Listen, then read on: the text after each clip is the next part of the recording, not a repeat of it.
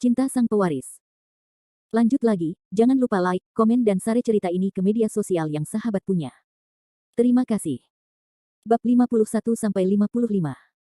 Bab 51. Aku tidak tahu berapa umur Yilan Tingfeng, dan apakah dia tampan.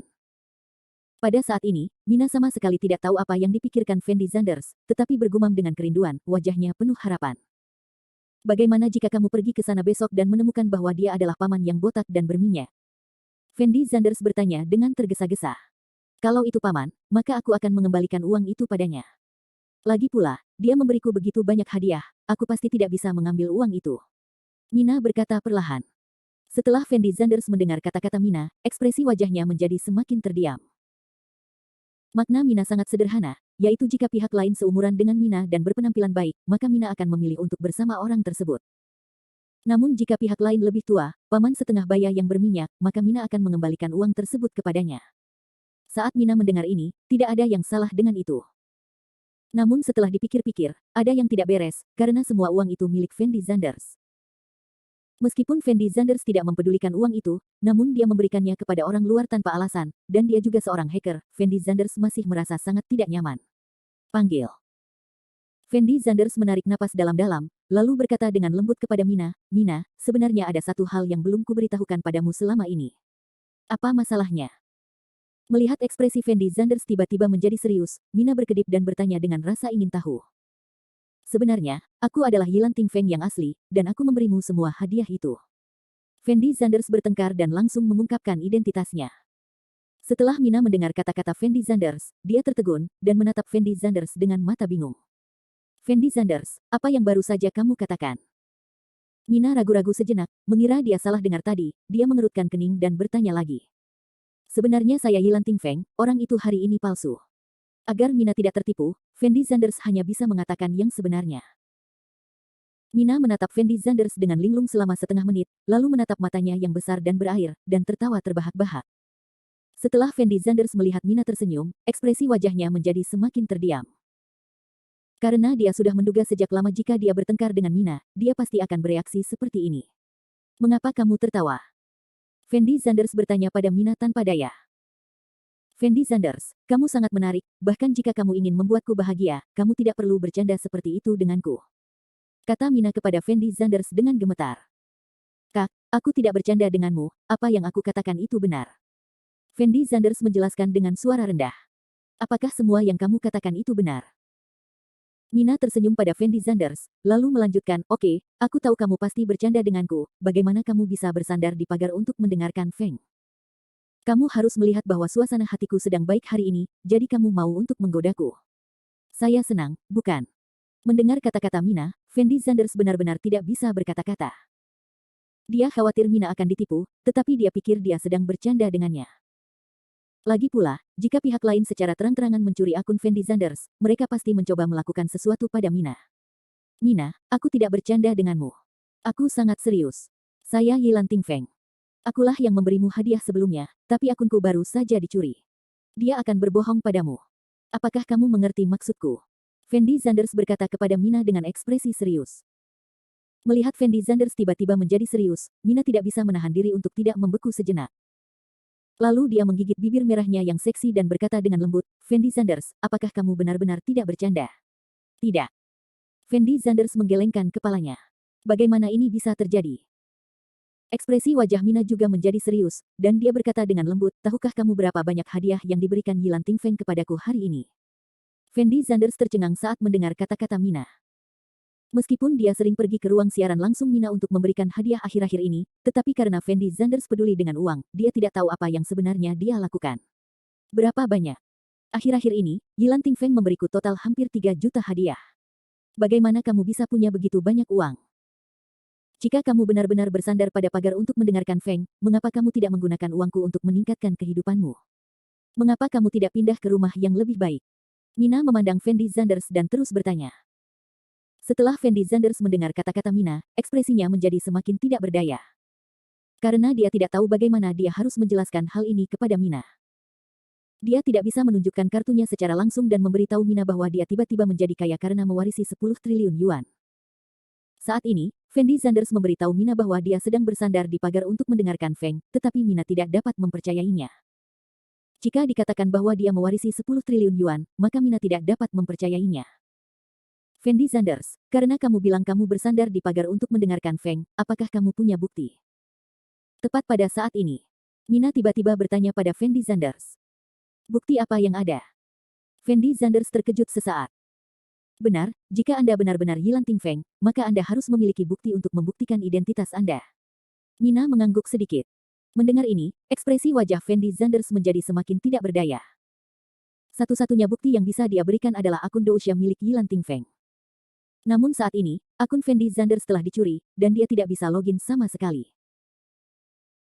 Melihat Fendi Zanders berdiri diam di sana, Mina tersenyum ringan, lalu berkata, "Baiklah Fendi Zanders, berhentilah berakting, aku tahu kamu pasti bercanda denganku, bagaimana kamu bisa bersandar di pagar untuk mendengarkan Feng?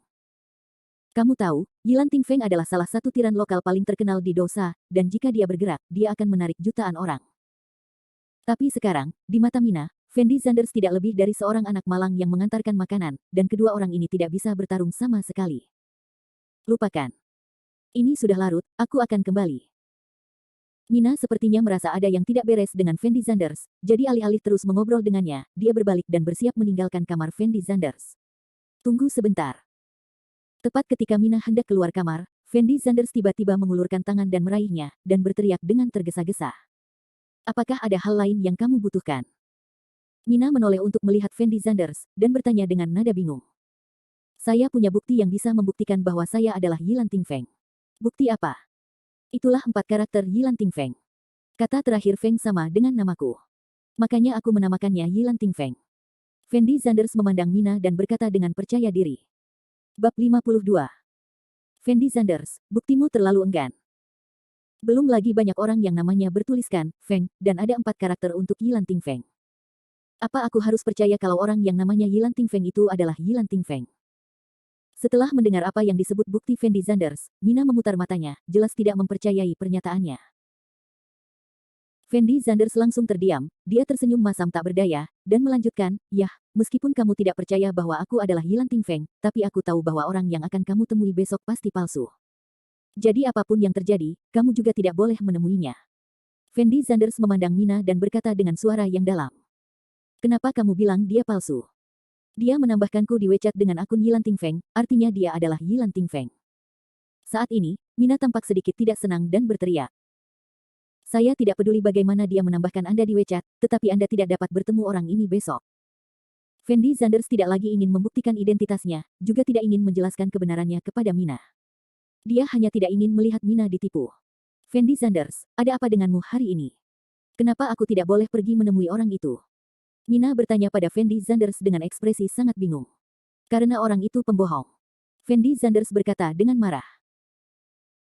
Ketika Mina mendengar kata-kata Fendi Zanders, dia langsung membeku di tempatnya, dengan sedikit rasa cemberut muncul di matanya, dan berkata dengan dingin kepada Fendi Zanders, "Fendi Zanders, apakah kamu tidak bertindak terlalu jauh? Kenapa aku bertindak terlalu jauh?" Fendi Zanders memandang Mina dan bertanya dengan ekspresi bingung.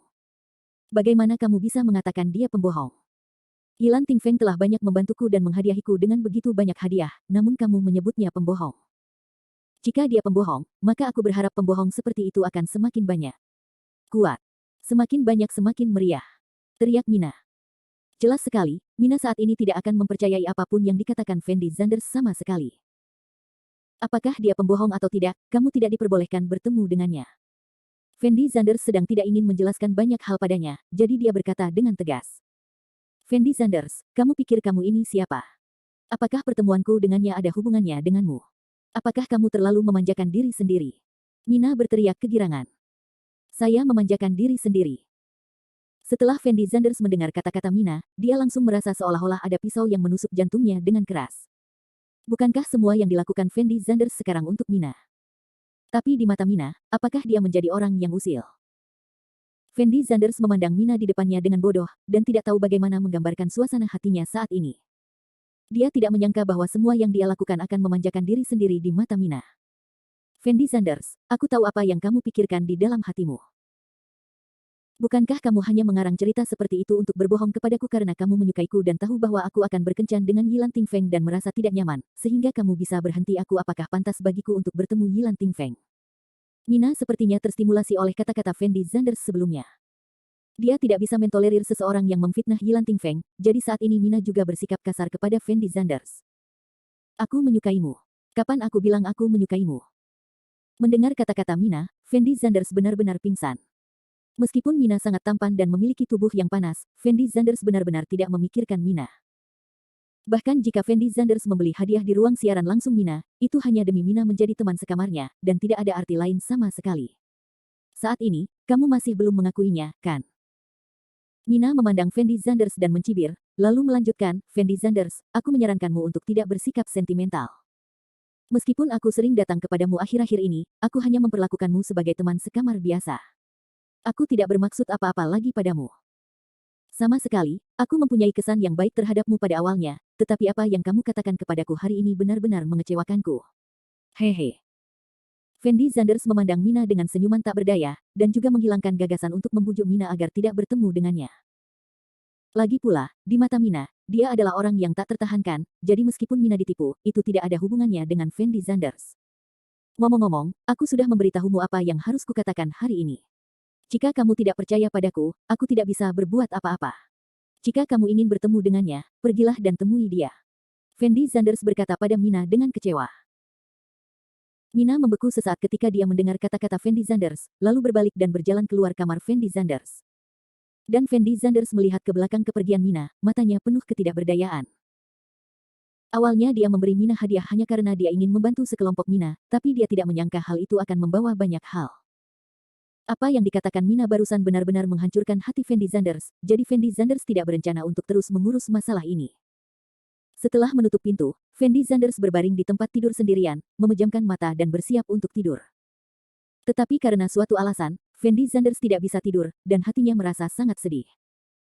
Ia merasa sedih bukan karena ada yang berpura-pura menjadi dirinya, melainkan karena sikap Mina terhadapnya saat ini.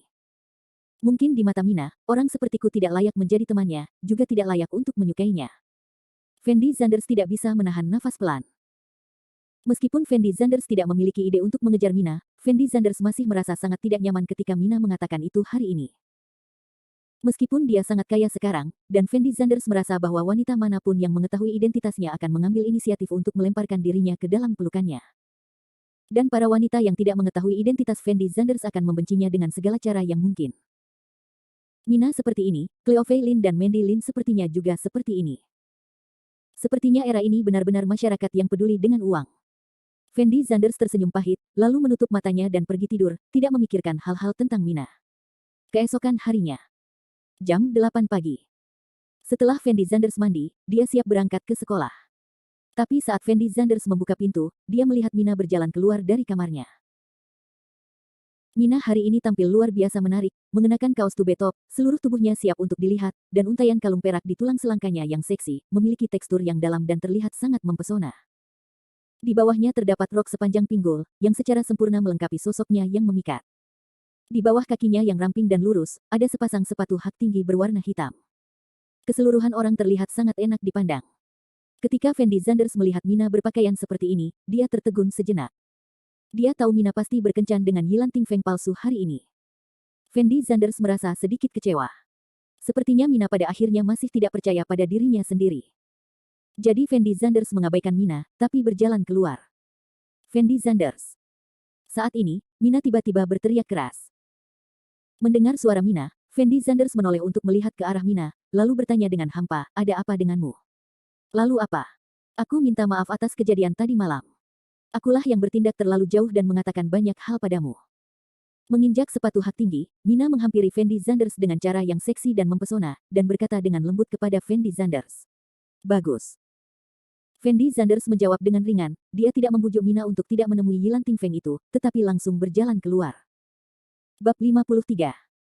Setengah jam kemudian, Fendi Zanders datang ke ruang kelas. Saat ini, masih ada waktu lebih dari 10 menit sebelum kelas dimulai, jadi tidak banyak siswa di kelas. Wang Xiong, berkacamata dan lainnya belum datang. Fendi Zanders menemukan tempat duduk di baris terakhir kelas, langsung duduk, lalu mengeluarkan ponselnya, dan mulai mempelajari cara mengambil akun Dousha miliknya. Tapi setelah belajar lama, dia tidak bisa memahaminya. 5 menit kemudian, jumlah siswa di kelas berangsur-angsur bertambah. Dan Yang Wei, Winda Chen, Ye Mei, Sun Li dan lainnya juga muncul di kelas bersama. Ketika Yang Wei melihat Fendi Zanders, tatapan tegas muncul di matanya. Kemarin di restoran New Century, Fendi Zanders melakukan pekerjaan buruk pada Yang Wei, jadi Yang Wei memikirkan cara membalas dendam pada Fendi Zanders. Saat ini, Winda Chen juga memandang Fendi Zanders dengan kebencian. Bagaimanapun, bisnis keluarga Yang Wei terpengaruh, dan Winda Chen juga sangat tidak bahagia. Apalagi Winda Chen silih berganti mengalami kerugian di tangan Fendi Zanders, yang juga membuatnya sangat kesal.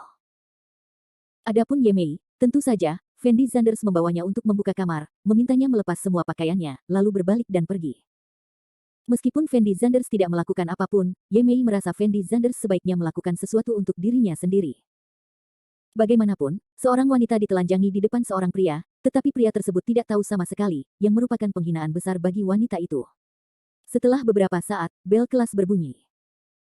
Kinlan mengenakan kemeja profesional, dengan riasan tipis di wajahnya, dan rok super yang membungkus pinggul di bawahnya. Dengan kaki yang ramping dan cerah, serta sepasang sepatu hak tinggi berwarna hitam di kakinya, dia terlihat sangat seksi dan menawan. Melihat Kinlan masuk, Wang Xiong tidak bisa menahan ekspresi kegembiraan muncul di matanya. Dia menoleh ke Fendi Zanders dan berkata, sosok penasihat kita terlalu seksi. Jika saya bisa menikahi wanita seperti Kinlan. Kacamata itu berkata kepada Wang Xiong tanpa ampun. Dan Fendi Zanders melihat ke arah Kinlan yang panas di podium, dan tidak dapat menahan untuk mengingat dalam benaknya bahwa dia melihat Kinlan berganti pakaian di asrama belum lama ini. Fendi Zanders tidak pernah melupakan lekuk tubuh Kinlan yang seksi dan mempesona. Tapi saat ini, Kinlan, yang berdiri di podium, memiliki ekspresi jelek di wajahnya, dan ada sedikit kesedihan di matanya yang indah. Jelas, suasana hati Kinlan sedang tidak baik hari ini. Fendi Zanders, keluarlah bersamaku. Pada saat ini, Kinlan melirik Fendi Zanders, dan mengatakan sesuatu kepadanya dengan suara dingin.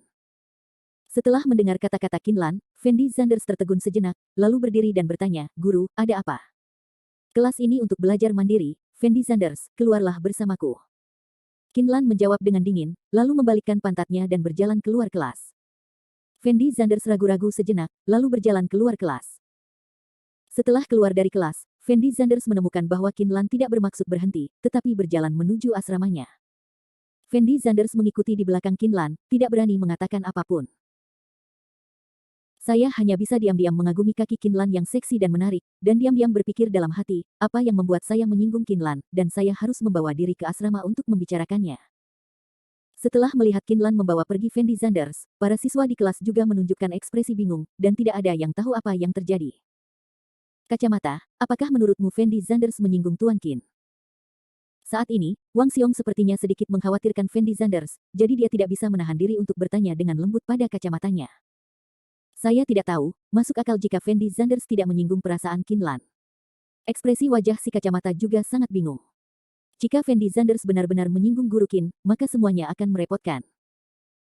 Wang Xiong tahu betul bahwa Kinlan bukanlah wanita yang mudah diajak main-main, jadi dia juga sangat mengkhawatirkan Fendi Zanders saat ini. Tapi Yang Wei, Winda Chen, Ye Mei, Sun Li dan yang lainnya tampak sombong. Sekarang mereka sangat ingin sesuatu terjadi pada Fendi Zanders, lebih disukai sesuatu yang akan langsung dikeluarkan dari sekolah.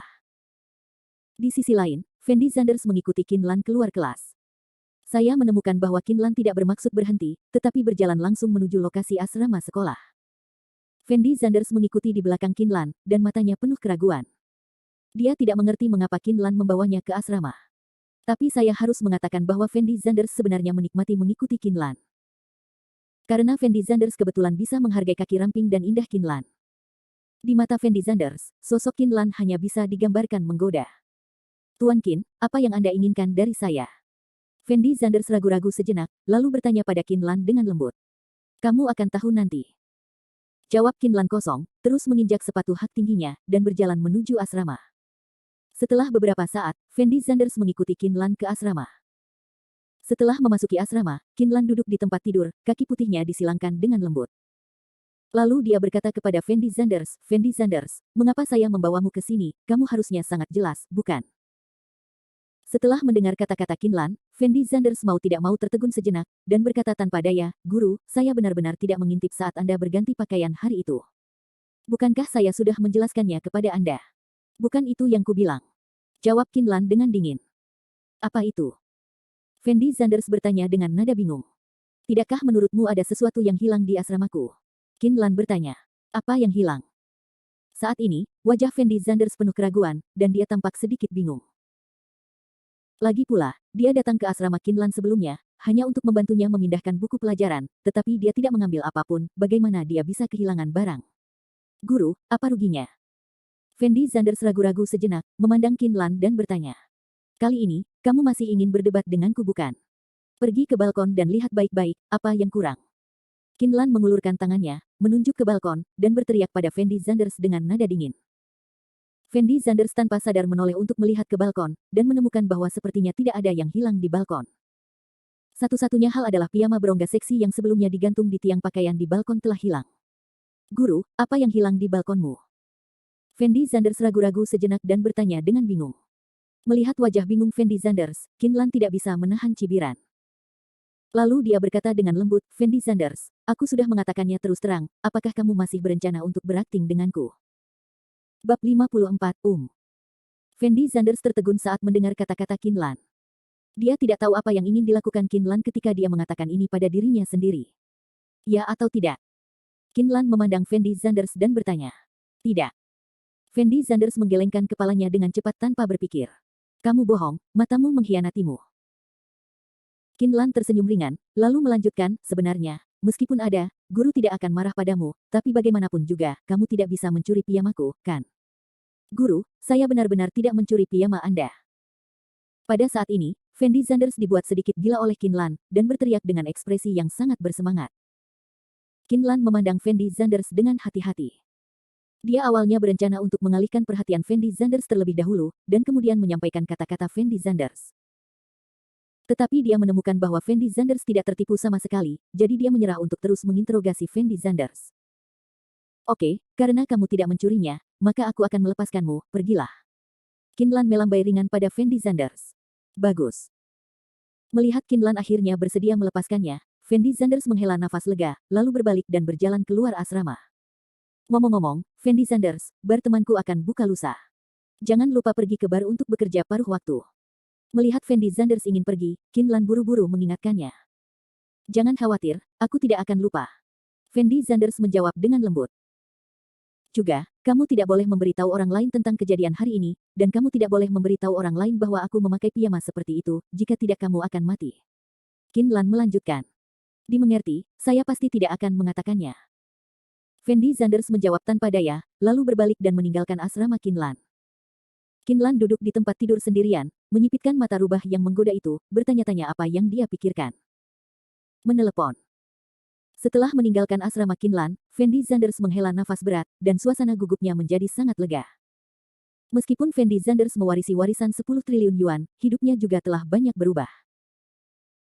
Namun hanya ada satu hal yang tidak bisa diubah, yaitu setiap kali Fendi Zanders bertemu Qin Lan, dia akan merasakan kegugupan yang tak terlukiskan di dalam hatinya, dan dia tidak tahu kenapa dia gugup. 5 menit kemudian, Fendi Zanders kembali ke kelas sendirian. Kebetulan saat itu sedang jam istirahat, dan semua siswa sedang mengobrol di dalam kelas. Setelah Wang Xiong melihat Fendi Zanders kembali, dia bergegas ke sisi Fendi Zanders, dan bertanya kepada Fendi Zanders dengan cemas, Fendi Zanders, apa yang Guru Qin minta kamu lakukan? Bukan apa-apa, biarkan aku membantunya memindahkan sesuatu. Fendi Zanders tentu saja tidak berani menceritakan apa yang terjadi sekarang, jika tidak, Qin Lan pasti tidak akan membiarkannya pergi. Dan Wang Xiong dan Kacamata juga tahu bahwa Qin Lan memang meminta Fendi Zanders untuk memindahkan beberapa barang sebelumnya, jadi mereka tidak meragukannya. Ngomong-ngomong, Fendi Zanders, apakah kamu ada waktu luang sepulang sekolah hari ini? Wang Xiong tiba-tiba bertanya pada Fendi Zanders. Gratis, ada apa? Fendi Zanders bertanya balik. Jika kamu ada waktu luang, bagaimana kalau kita pergi ke bar untuk minum di malam hari? Wang Xiong memandang Fendi Zanders dan tersenyum misterius. Minum anggur. Sedikit kebingungan muncul di mata Fendi Zanders, karena Fendi Zanders belum pernah punya uang sebelumnya, jadi dia belum pernah ke tempat seperti bar. Wang Xiong tidak tahu apa yang salah kali ini, tapi dia berinisiatif mengundang Fendi Zanders ke bar. Benar, bukankah kamu putus dengan Winda Chen? Menurutku suasana hatimu sedang tidak baik akhir-akhir ini, jadi aku meminta Xiao Xuan untuk memanggil beberapa gadis dari asrama mereka. Lalu kita bisa menjalin persahabatan yang baik. Mari kita mulai mengetahui satu sama lain. Wang Xiong dengan senang hati menjelaskan. Fendi Zanders tahu bahwa Xiaoxuan Wang Xiong yang dibicarakan adalah gadis yang dikejar Wang Xiong, dan Fendi Zanders tidak tahu apa hubungan keduanya. Saudara Xiong, aku tidak terlalu suka pergi ke bar, kenapa kalian berdua tidak pergi? Fendi Zanders ragu-ragu dan menolak. Ayolah, aku sudah membuat janji dengan Xiaoxuan. Dua gadis lainnya di asramanya juga lajang, dan kebetulan kami bertiga, dan kudengar ada seorang wanita cantik di asrama Xiaoxuan. Sepertinya dia dipanggil Sue Yurou. Kalau begitu aku akan membantu jika kalian menjodohkan, mungkin kalian berdua akan sukses. Wang Xiong berkata kepada Fendi Zanders dengan sangat antusias. Melihat antusiasme Wang Xiong, Fendi Zanders terlalu malu untuk menolak, jadi dia mengangguk dan berkata, baiklah, aku akan pergi bersamamu, tapi menurutku dia mungkin tidak menyukaiku. Bagaimana kamu tahu bahwa Sue Yurou tidak menyukaimu? Wang Xiong menyeringai, lalu mengulurkan tangan dan mengeluarkan 2.000 yuan dari dompetnya dan menyerahkannya kepada Fendi Zanders. Melihat 2.000 yuan yang diserahkan oleh Wang Xiong, Fendi Zanders tertegun sejenak, dan kemudian bertanya dengan ekspresi bingung, mengapa Anda memberi saya uang itu? Gadis-gadis zaman sekarang menyukai generasi kedua yang kaya. Kamu mengambil uang ini, dan kamu membayar tagihan di pertemuan sosial di malam hari. Gadis-gadis pasti akan meninggalkan kesan yang baik pada kamu ketika mereka melihat kamu membayar tagihannya. Wang Xiong menjelaskan sambil tersenyum. Melihat 2.000 yuan yang diserahkan Wang Xiong, Fendi Zanders tiba-tiba tergerak. Setelah ragu-ragu beberapa saat, dia tidak mengatakan apa-apa lagi, tetapi mengambil uang yang diberikan Wang Xiong kepadanya. Wang Xiong, apakah kamu masih memiliki kesan tentang tiran lokal Yilan Tingfeng yang meraup $1 juta dalam siaran langsung Dousha beberapa hari yang lalu? Pada saat ini, seorang anak laki-laki yang duduk di depan Wang Xiong menoleh dan bertanya pada Wang Xiong. Setelah Fendi Zanders mendengar ini, dia tidak bisa menahan diri untuk tidak melihat ke arahnya. Nama anak laki-laki ini adalah Yuan Ziong, dan dia adalah dewa gosip di kelas mereka. Pada dasarnya, selama itu menjadi berita menarik di sekolah, Yuan Ziong mengetahuinya. Gosip bahwa Qin Lan diurus juga menyebar dari mulut Yuan Ziong. Meski Yuan Ziong punya banyak sekali berita yang semuanya dibuat-buat sendiri, namun ada juga yang benar, sehingga siswa di kelas tetap mengenali berita Yuan Ziong. Saya mendapat kesan, ada apa? Setelah mendengar kata-kata Yuan Ziong, Wang Xiong sedikit mengangguk. Aku tahu siapa Yilan Tingfeng itu. Yuan Ziong memandang Wang Xiong dan tersenyum misterius. Setelah mendengar perkataan Yuan Ziong, para siswa yang duduk di barisan belakang kelas mendekatkan telinga mereka ke sisi Yuan Ziong. Yuan Ziong, siapa Yilan Tingfeng itu? Seorang gadis menawan bertanya pada Yuan Ziong dengan ekspresi penasaran. Biar ku beritahu, bahwa Yilan Tingfeng sebenarnya adalah mahasiswa Universitas Jiangcheng kita, tapi aku tidak tahu persis tahun berapa sekarang. Namun, sejauh yang saya tahu, Yilan mendengar dari Feng bahwa dia akan mengajak pembawa berita wanita bernama Mina untuk membuka ruangan dalam waktu 3 hari, dan kemudian dia akan menyiarkannya langsung di bar pos sekolah kami. Yuan Ziong berkata kepada semua orang sambil tersenyum. Setelah Fendi Zanders mendengar kata-kata Yuan Ziong, seluruh tubuhnya seperti sambaran petir, dan dia membeku di tempatnya sesaat. Jika yang dikatakan Yuan Ziong benar, berarti tebakan Fendi Zanders sebelumnya juga benar. Pasti ada yang mencuri akunnya, lalu berpura-pura menjadi identitasnya untuk mengelabui Mina agar membuka kamar. Bab 55. Guru, saya benar-benar tidak tahu. Fendi Zanders berkata tanpa daya. Panggil. Melihat mulut Fendi Zanders yang kaku, Qin Lan menarik napas dalam-dalam untuk menyesuaikan emosinya. Lalu dia berkata, piyama yang saya gantung di balkon sebelumnya hilang. Tidak ada orang lain yang memasuki ruangan ini kecuali Anda. Jika Anda mengatakan bahwa Anda tidak mencuri piyama saya, siapa yang bisa mencurinya? Setelah Fendi Zanders mendengar kata-kata Qin Lan, dia tiba-tiba merasa seperti disambar petir. Tidak pernah terpikir olehnya bahwa apa yang belum dilihat Qin Lan sebenarnya adalah piyama berongga seksi itu. Dan pada saat ini, Qin Lan salah mengira bahwa piyamanya dicuri oleh Fendi Zanders. Meskipun Fendi Zanders lari ke balkon karena piyama itu. Tapi Fendi Zanders belum cukup mesum untuk melakukan sesuatu seperti mencuri piyama Qin Lan. Tuan Qin, meskipun saya pergi ke balkon hari itu, saya tidak mencuri piyama Anda. Fendi Zanders menjelaskan kepada Qin Lan tanpa daya. Kamu satu-satunya yang datang ke asramaku, kamu tidak mencurinya, beritahu aku siapa lagi yang mencurinya. Qin Lan menatap sepasang mata besar yang licik, dan meneriaki Fendi Zanders dengan rasa malu dan marah. Meski aku pernah ke asramamu, bukan berarti aku mencuri piyamamu. Fendi Zanders berhenti sejenak, lalu melanjutkan, ngomong-ngomong, Guru Qin, ketika saya datang ke asrama Anda, saya menemukan sesosok tubuh di balkon, jadi saya lari ke balkon. Mungkinkah orang itu mencurinya? Dari segalanya telah berkembang hingga saat ini, Fendi Zanders hanya bisa membuat alasan sesuka hati, berniat membodohi masa lalu. Namun, Qin Lan sepertinya tidak menyukai Fendi Zanders. Dia menatap Fendi Zanders, matanya penuh amarah, dan dia berkata, Fendi Zanders, bukankah kamu mengatakan bahwa kamu berlari ke balkon untuk membantuku melawan kecoa?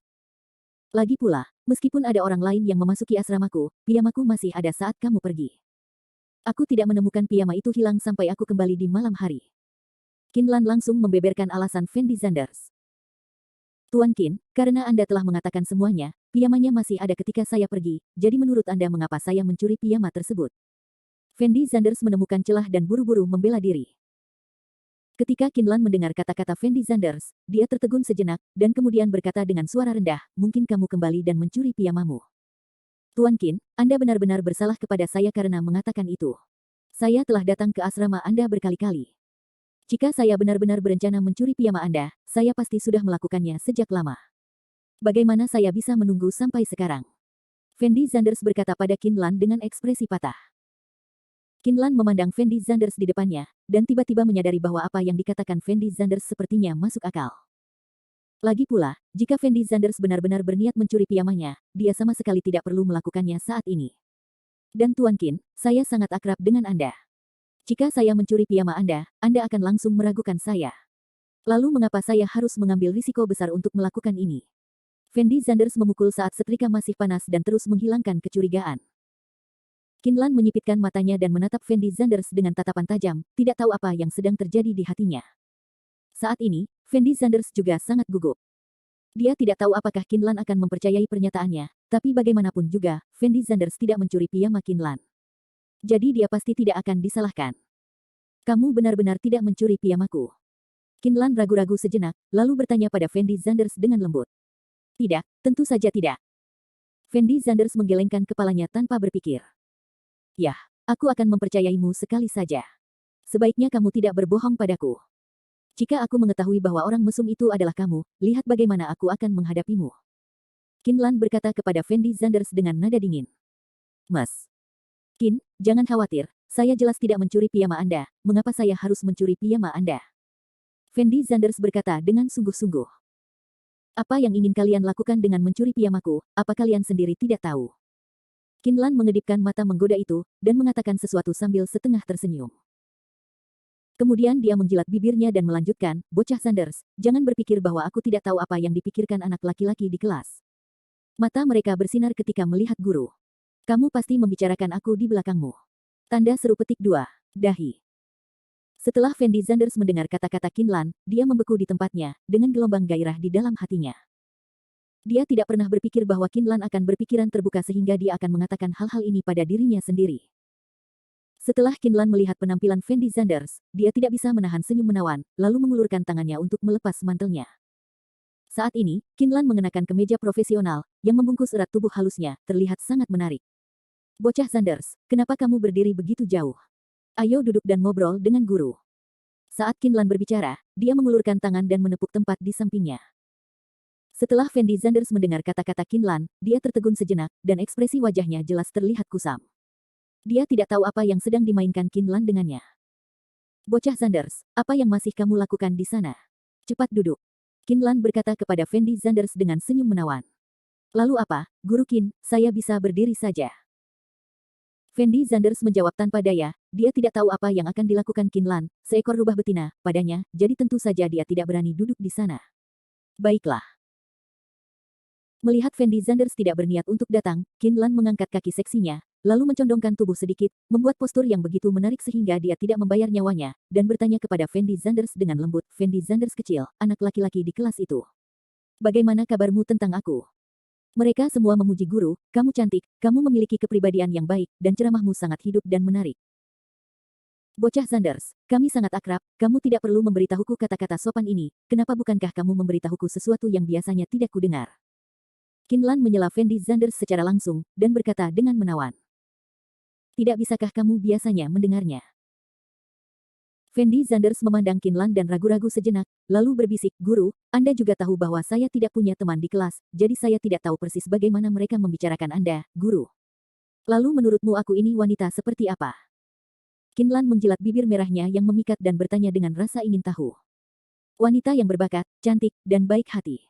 Fendi Zanders dengan cepat menjawab. Kamu pikir aku cantik, bukan? Kinlan bertanya dengan gembira. Yah, Itu sangat cantik dan seksi. Fendi Zanders mengangguk ringan. Kalau begitu katakan sejujurnya, pernahkah kamu berfantasi tentang aku secara diam-diam? Kinlan memandang Fendi Zanders dan terus bertanya.